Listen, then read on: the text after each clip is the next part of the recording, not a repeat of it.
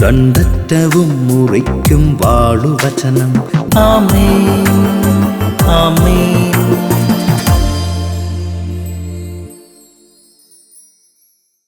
പ്രിയപ്പെട്ട കുഞ്ഞെ, ഇന്ന് നിന്റെ ജീവിതത്തിന്റെ ഭാരത്തെ നോക്കി പുറപ്പാട് 33:17 ദൈവം പറയുന്നു, നീ ആവശ്യപ്പെട്ട ഈ കാര്യവും ഞാൻ ചെയ്യും.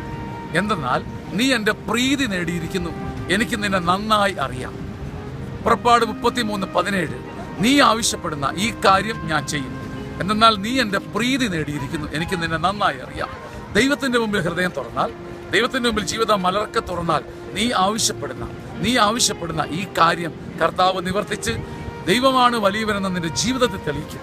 അത്യുന്നതന്റെ വലിയ ശക്തി, അത്യുന്നതന്റെ വലിയ ബലം, അത്യുന്നതന്റെ വലിയ മഹത്വം നിന്റെ ജീവിതത്തിലേക്ക് പുറപ്പാട് 33:17 വഴി കടന്നു വരട്ടെ.